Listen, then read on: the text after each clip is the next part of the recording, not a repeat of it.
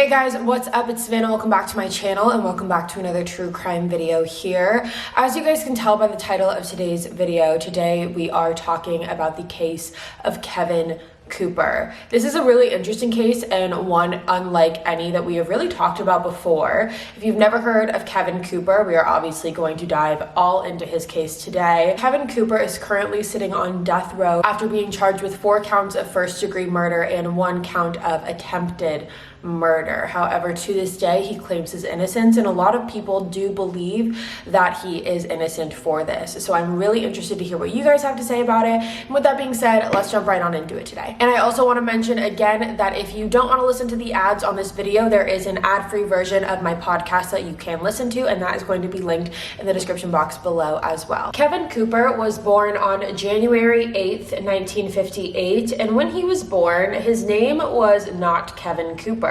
His birth name is actually Richard Goodman, and he was born near Pittsburgh, Pennsylvania. Now, when Kevin was 2 months old, his birth mother actually decided that she was not fit to be Kevin's mother at that time, so she ended up placing him in an orphanage when he was only 2 months old, like I said, and then 4 months later, Kevin was adopted by a couple named Melvin and Esther Cooper, and they adopted him and renamed him to Kevin Cooper. So that is how he got his name. And according to Kevin, he did not have the easiest childhood by any means. He actually describes his childhood as abusive and troubled. He was physically beaten by his adoptive parents, so much so that by the age of 7, he started running away from home to escape the treatment that he was getting from his family. Now, Kevin's rough start at home definitely did lead him to making some bad decisions as he grew older, and decisions that would ultimately end him up in prison. In 1977, Kevin was sentenced to 1 to 2 years in prison for burglarizing a home in Pittsburgh. And while he was in court for this, he actually admitted to kidnapping and raping a girl who basically walked in on him committing this crime. So he kidnapped her and raped her and threatened to kill her. However, he was released from jail for this after 1 to 2 years. And then over the next 5 years, he was sentenced to jail twice for 2 other burglaries he committed. And then he was released in 1982. Now, once he was released in 1982, he ended up being transferred to a psychiatric facility in Pittsburgh, Pennsylvania that he actually escaped from. He was able to escape the psychiatric facility, and when he did, he traveled all the way to California. Now, even though Kevin changed locations, he did not change his MO. Once he got back out to California, he still really got involved in the crime scene. He did not leave that part of him in Pittsburgh. He got out there and he started robbing again. In early 1983, he was arrested again in Los Angeles for robbery, and this time he was sentenced to 4 years at the California Institution for Men located in Chino, California. However, interestingly enough, Kevin did not go into this institution under his real name, which was Kevin Cooper. He actually went into it under the name David Troutman. Now, you might be wondering how that's even possible, and it is because when Kevin got to California, he basically applied for a new license under the name David Troutman. That way, if anyone was to find him, they wouldn't be able to link him to escaping from the psychiatric facility in Pittsburgh. So that is how he was able to go in under the alias of David Troutman. And once he got to CIM, no one picked up on it and no one questioned it. So when he went to CIM, everyone thought his name was David Troutman. But Kevin did not go into CIM for very long. He was actually transferred there on June 1st, 1983. And on June 2nd, 1983 is when he actually escaped from the prison. And he did so because there was actually a hole in the barbed wire fence that was surrounding the perimeter of the area, and he simply just walked out of the hole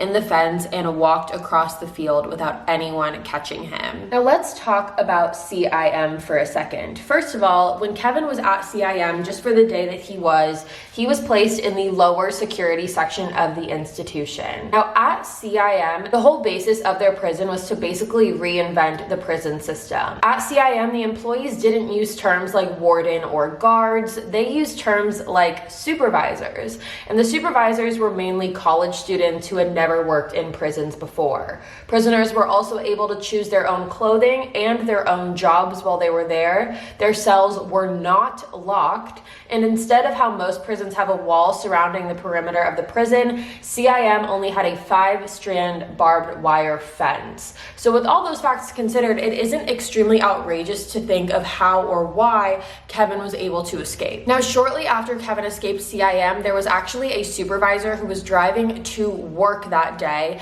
and he actually recognized Kevin walking along the side of the road because he was wearing the CIM inmate uniform. Now, when the supervisor saw Kevin, he tried to follow him. However, he lost him completely, but he did notify everyone at CIM that there was an inmate that had escaped. So police and the employees of the prison spent until about 10 o'clock p.m. that same night searching for Kevin. However, they were not able to find him. And after they weren't able to find him during that time period, they basically just stopped searching for him. However, this was the point where Kevin's real identity came forward, and the prison system basically realized that they had been completely fooled this entire time. And Kevin was actually the 12th prisoner to escape from CIM that year. And again, it was June when Kevin escaped. So prisoners escaping from this institution was not the most uncommon thing. Now, after Kevin escaped from CIM, he ended up walking to an empty residential home located in Chino Hills. And this house specifically, it was a vacant home located 125 yards away from the Ryen family. The Ryen family consisted of Doug Ryen and his wife Peggy, along with their 2 children, Jessica, who was 10 years old, and Joshua, who was 8 years old. Now let's walk through June 4th, 1983. So on this particular night, the Ryen family had been out at a family friend's barbecue of theirs. So they were at this barbecue until about 9 or 9:30 p.m. that night, and that is when they all drove home together, along with just the 2 children that they already had. One of Joshua's friends, a 11-year-old boy named Chris, who was also the Ryen family's neighbor, had also driven home with the Ryens and was planning on spending the night at their house this night. The boys had had sleepovers all the time. This was nothing out of the ordinary, so Chris's family thought nothing of it until about 11 o'clock a.m. the next morning on June 5th, when Chris's mother had called multiple times to the Ryen home to try and coordinate when Chris's father could come pick Chris up. However, she never received an answer. Around that same time is when Chris's father just decided to walk over to the Ryen house himself. Now, when Chris's father arrived to the house, he got there and all of the doors were locked, so he couldn't go into the house. However, he did start knocking but didn't receive an answer. He then went around to the back of the house and looked in through the sliding glass door, and that is when he discovered the bodies of all of the Ryen family members lying on the floor. After he saw that, he kicked in the kitchen door himself, and that is when he also saw the body of his son, 11-year-old Chris Hughes, lying on the floor. Now, even though Doug, Peggy, Jessica, and Chris had all passed away from these murders, Joshua had actually survived. His throat had been cut, but by some miracle, he was able to survive it. Now, these murders were absolutely brutal. All of the victims had been chopped with a hatchet and stabbed with a knife and an ice pick. Their bodies had been absolutely destroyed. Joshua's throat had been cut. However, like I said, he did survive. When police arrived on the scene, they found Peggy's purse on the counter with all of her money inside of it, and the family's station wagon car was also missing from the driveway. However, the San Bernardino Sheriff's Department found the car several days later in Long Beach, California, which is about 50 miles southwest of Chino Hills. Now, before we get into how Kevin Cooper and these murders cross over, let's talk about what Kevin said he did on June 4th, which was the night of the murders.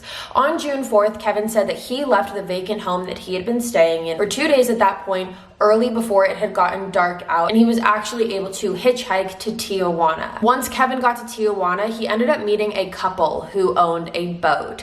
And when Kevin and this couple started talking, Kevin introduced himself as Angel Jackson. So this is now the second alias that he had come up with. He introduced himself as Angel, and this couple actually offered Kevin a job and said that they were actually going to be sailing up the California coast and that he was more than welcome to come and work on their boat boat with them as they made this journey, and Kevin very quickly agreed to do so. Now, 7 weeks had gone by, and at this point, the boat was docked near Santa Barbara. There was actually a woman who said that she was raped by Kevin, and when she went to go report this rape to the authorities, she saw a wanted picture that was posted up in the deputy's office. And on this wanted picture was a picture of Kevin Cooper, and that is how this woman was able to identify her rapist and claimed that Kevin Cooper, the man who was on the wanted poster, was the man who raped her. And after this woman told authorities where they could find Kevin, that is when the police went down to the boating dock and arrested him. Now, once Kevin was arrested and authorities were able to start talking with him and learned that for those 2 days prior to the murders,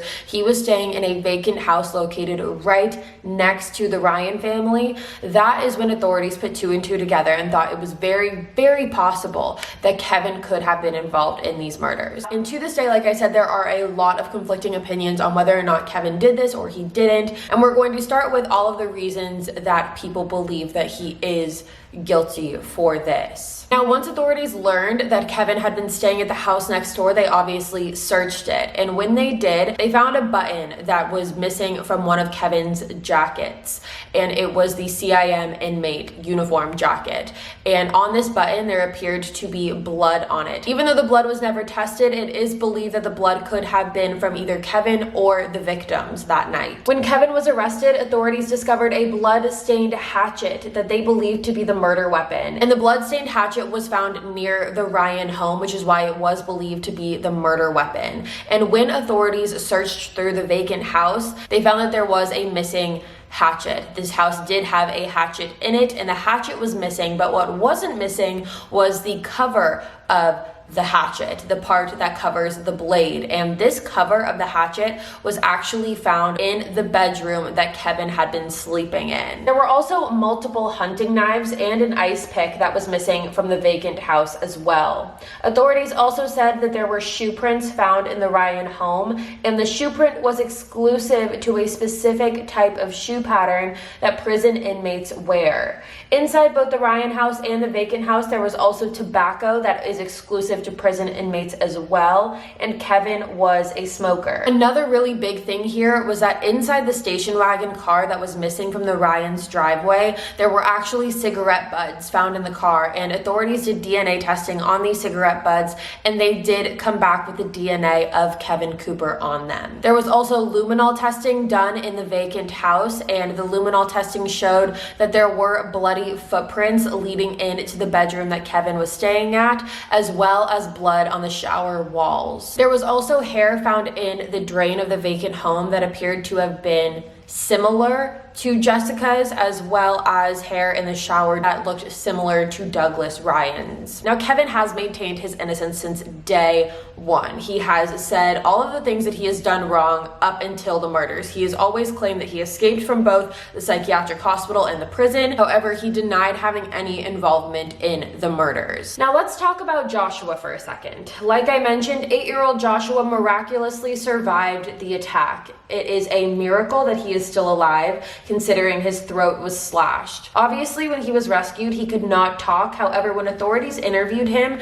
they would ask him questions and they would have Joshua respond by squeezing their hand. Now, Joshua's story did change multiple times over the course of all of this. And to this day, he still isn't 100% certain what he saw. But you also have to remember he was only 8 years old, and this is the most traumatic experience one person can ever go through. So to have a confused memory on this is not uncommon whatsoever. Now, in the original story that Joshua told authorities, he said that he woke up in the middle of the night to his mother screaming. He was asleep in his room with his friend Chris, and when they both heard the screaming, they woke up and opened the door, and that is when they saw bodies of both Joshua's parents and Jessica lying on the floor. Josh said at this point he saw the back of some figure. He didn't see their face or anything, he just saw the back of a figure, and it was only one person at this point. When he saw this, he ran and hid in his room. However, he then heard his friend Chris screaming, and that's when he ran out of his room again. And not too long after that, Joshua said he was hit over the back of the head with a blunt object, and the next thing he remembers was waking up in a pool of blood. So that was the original story that Joshua told the police. However, he then changed his story a little bit and said that it was possible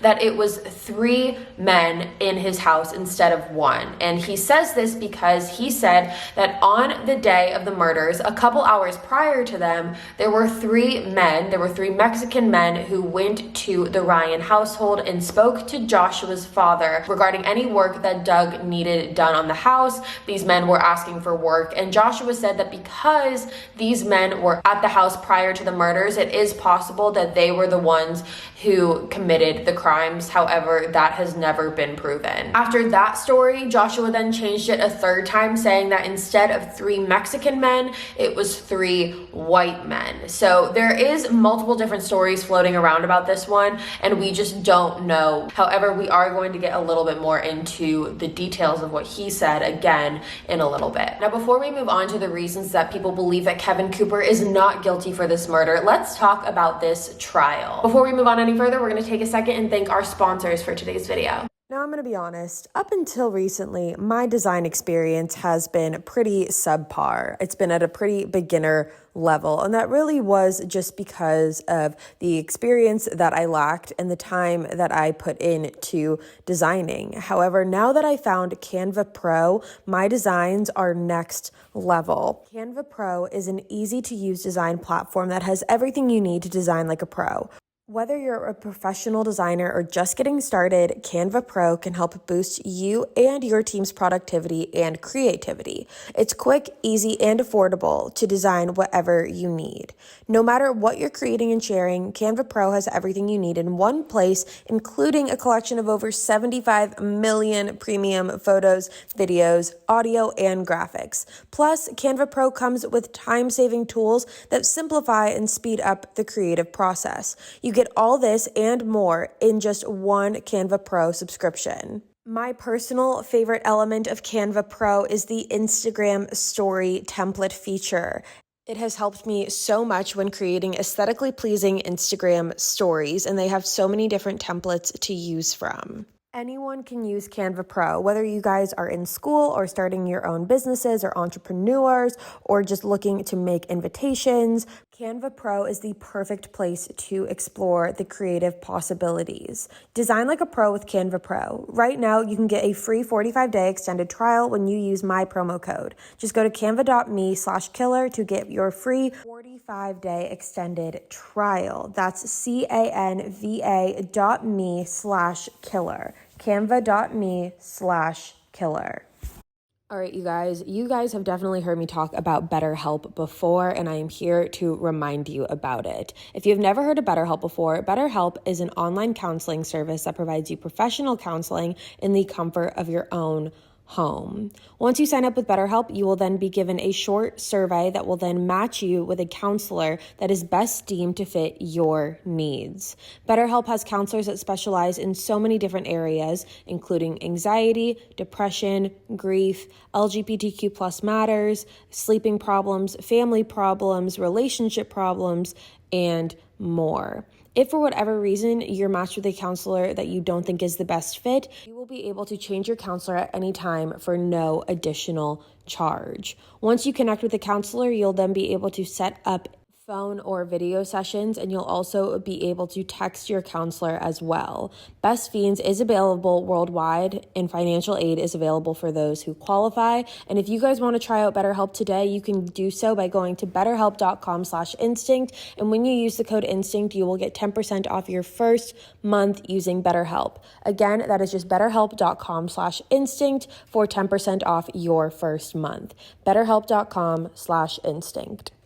A while back, I started looking for a matching puzzle game that could give me a good challenge, something requiring more than the same basic strategy round after round. But the more I searched, the more I wondered if I would ever find what I was looking for. Then I came across Best Fiends, the mobile puzzle game that always leaves your brain feeling refreshingly challenged. Best Fiends has literally thousands of fun puzzles to solve. I'm already on level 563 and there's still plenty more to go. One of my favorite parts about Best Fiends is their visuals. I love the bright colors of the game and it definitely makes it visually appealing. Best Fiends was made for adults to play, however, it is a casual game with no age requirement.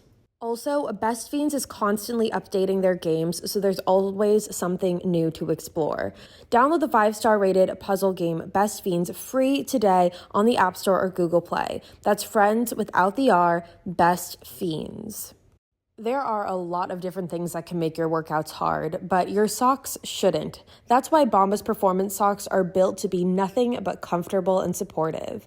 Bombas Performance Socks have taken all the amazing innovations that make Bombas the most comfortable socks you've ever worn and added their special Hex Tech performance technology. Bombas Performance Socks are stitched with special moisture-wicking yarn and temperature-regulating vents that allow cool air to flow in and prevent overheating. They come with a pillow-like tab to save you from blisters, stay-up technology, a special arch-hugging support system, and an extra layer of cushiony comfort on the bottom for the perfect amount of support. With different styles for every sport and specific design features to help you optimize performance, you'll be comfortable no matter what you're doing. Plus, for every pair of Bombas Performance Socks you buy, they donate a pair to someone in need. They've donated over 45 million pairs so far. And if you're searching for the perfect thing for mom for Mother's Day, the Bombas Mother's Day collection has comfy gifts like wonderful wildwear socks, ready-to-gift sock boxes, and performance socks with gift bags. I absolutely love Bombas socks, you guys. I've really been wearing them for years, and my entire family has been wearing them as well. My dad was actually the one that got me hooked on them, and ever since then, a couple years ago, they are all I wear. They are so comfortable, and I wear them all the time when I'm working out. But they're also great for just everyday lifestyle wear as well. So if you guys want to try out Bombas, you can go to bombas.com/killer today and get 20% off your first order. That's BOMBAS, bombas.com/killer for 20% off. bombas.com/killer. Kevin Cooper testified in his own defense, stating that he did escape from CIM. He hid in the vacant home. However, like I said, he denied having any involvement in the murders at the Ryen house. He said that he left the vacant home on foot and then hitchhiked to Tijuana and stole a purse on the way for money. Once he arrived in Mexico, he befriended the people with the boat and they offered him work. The jury of this trial consisted of 6 men and 6 women. The trial originally began in San Bernardino, California, however, had to be moved to San Diego because of the publicity that the case was getting up north. Joshua had also taken the stand. He was 10 years old at this time, and his testimony was pre-recorded and played in the courtroom. And this is when his story changed again. This time, Joshua said that he saw the shadow of someone standing in the bathroom in his home, and he said he wasn't sure who it was because at night it's hard to see who's who. However, this time he said that he only saw one attacker again. So he went from one attacker to 3 Mexican attackers to 3 white attackers to then 1 attacker again. Now, the jury deliberated for 5.5 days before they found Kevin Cooper guilty on February 19th, 1985 on 4 counts of first-degree murder and 1 count of attempted murder. The jury then deliberated for 3.5 days before recommending the death penalty rather than life in prison without parole, and Kevin was also denied motion for a new trial at that point. Now let's talk about where this case gets a little tricky, because with everything that I told you, you very well might be sitting there saying that there is evidence that proves that Kevin Cooper most likely is guilty of the murders of the Ryen family, as well as 11-year-old Chris. However, there are many reasons why people believe that Kevin was not responsible for this. So let's run through some of those as well. Now, the first very questionable piece here is that when Jessica's body was found, in her hand were multiple strands of blonde hair. Now her hand was closed and she was holding the hair in her hand, and this position that her hand was being held in makes people believe that she was pulling the hair of her attacker trying to defend herself. Now Kevin Cooper, as you've seen, is an African-American man with black hair. There's no reason for Jessica to have blonde hair in her hands if Kevin Cooper was the one responsible for this. Now the hair did not have any roots attached to it or any pieces of a scalp attached to it. Therefore, it was not possible to test hair for any DNA. Now, another very odd thing here is that there is a woman who claimed that she believed her boyfriend was responsible for these murders. This woman's boyfriend is a man named Lee Furo, and Lee's girlfriend said that on the night of the murders, Lee came home super late and was wearing coveralls that were covered in blood. Lee is also a convicted murderer who had been released from prison for about a year at the time of the Ryen murders after he had finished his sentence. Lee's girlfriend said that he had also owned a hatchet, and when she went to go check if the hatchet was still there after the murders, when the information was released to the public, she said that Lee's hatchet was missing. Now, along with that, we talked earlier about cigarette butts being found in the car, the family station wagon, and how they had Kevin Cooper's DNA on it. These cigarette butts were not discovered in the first search of the car. It was not until the second search that these cigarette butts were recovered by police. Now, the reason that that is sketchy, so to speak, is because it makes people believe that those cigarette butts were planted. A lot of people believe that Kevin Cooper was just the easy way out in this case, and that is why authorities pinned all of this on him. And if they wanted to pin it on him even more, they could put the cigarette butts in the car. However, prosecution claimed that the reason that the cigarette butts were not discovered in the initial search of the car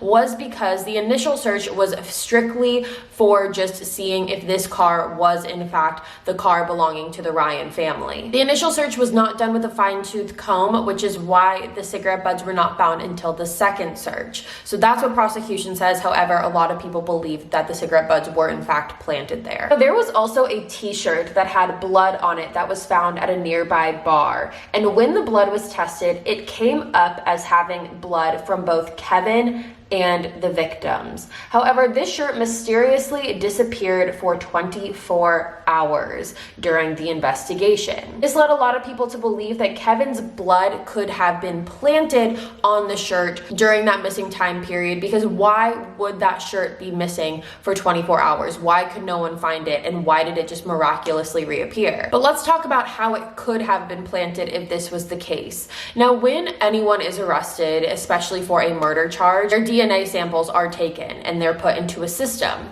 Now, when Kevin was arrested, they took a tube of his blood. That way they could match the blood on the different pieces of evidence that they had found to see if it was a match. Now, in the test tube, they also put in a chemical, and this chemical is called EDTA. And basically what this chemical does is it preserves the blood in the test tube for a long period of time. And EDTA is not found in, your normal bloodstream in your own body. It is a chemical that is placed into the test tube. It is very common protocol when things like this happen. Now, when the testing of the shirt was done, Kevin's blood came back with an extremely high level of EDTA in it, which really threw everyone off because there's no reason that Kevin's blood should have any amount of EDTA in it. And along with that, after this piece of information was found, all of Kevin's blood in that test tube had disappeared. And it's not like they needed a giant amount of blood to do their DNA testing. There was actually a DNA expert that said that they had never seen that amount of blood be used for DNA testing. It's usually just a very small amount. However, all of Kevin's blood in the test tube was basically gone. So this led people to believe that whoever wanted Kevin to be convicted of this took the blood directly from the test tube and placed it on the shirt during that 24-hour period that it was missing. That way they would be able to pin him for this. There was also an orange towel found that belonged to the Ryans, and when it was tested, it pulled a full DNA profile. However, the DNA found on it did not match Kevin Cooper or any of the other victims. So it is believed that whoever's DNA was on that towel is the killer. It's also important to note that Lee's DNA was not linked to that towel either. Lee is completely adamant that he did not murder the Ryen family and said he has nothing to do with any of this anymore, and that he was 30 miles away from the crime scene when this occurred. Now, Kevin Cooper's execution date was originally set for February 10th, 2004, and just 3 hours and 42 minutes before his execution time, Kevin Cooper was actually saved. The Ninth Circuit Federal Court stepped in, and Kevin was appointed a new attorney pro bono whose name is Norman Heil. Norman Heil says that he believes that Kevin is the victim of a horribly racist prosecution. He brought Kevin's case back in front of 27 appellate judges who work with appealing cases, and 11 judges out of the 27 said that they believed that Kevin did not get a proper hearing. One judge said that they believed Joshua's memory was influenced by one of the deputies who visited Josh 20 times during his hospital stay. They believe the deputy was there to get Joshua to change his story, and also noted that Joshua never ID'd Kevin Cooper, and along with that, he actually said in the beginning when all of this happened that Kevin Cooper was not responsible. While Joshua was in the hospital, the news was playing on the TV, and Kevin Cooper's face popped up, his picture popped up on the TV, and Joshua said that that was not the man who killed his family. He said that on 2 different occasions. Now, again, it was nighttime, it was dark. Who knows what his memory is trying to block out, if any, but that is something to keep into consideration. In December 2018, the governor, Jerry Brown, issued an executive order for DNA testing on the hatchet, the tan shirt, an orange towel, and the hatchet cover. In 2 months after that order, California Governor Gavin Newsom ordered more testing, including the vial of Kevin's blood. However, despite all of that, the DNA test confirmed that the DNA is too degraded at this point to be tested. To this day, no one knows who was wearing the tan t-shirt, and there was no conclusive results on any of the tests. The only successful DNA test was done on the orange towel, and that came back as having unknown DNA on it that was not a match to Kevin Cooper. Now, to this day, the family members of the victims do believe that Kevin is responsible for the murders. They think that things do line up. He was staying right next door. He is a convicted felon. He has a record. However, they do say that they think it's odd that this is a one-person job. You're talking 5 people against one person, which is very true. Having this be a one-person job, it does seem a little unlikely. And the fact that Joshua changed his story from 1 person being there to 3 people being there, it's very possible that there were 3 people in the house and Joshua just didn't see them. Now, as of right now, Kevin Cooper is still currently on death row, and he is still hoping that one day he will be released from prison. I would love to hear what you guys have to say about this case. Please let me know in the comments below. With that being said, you guys, it's going to be all for me today. Thank you so much for tuning in to another true crime video here on my YouTube channel. If you're new here, hi, my name's Savannah. I make videos a couple times a week. You should subscribe and join the family. I love you guys so much. I'll be back in a couple days with a brand new one. Bye, guys.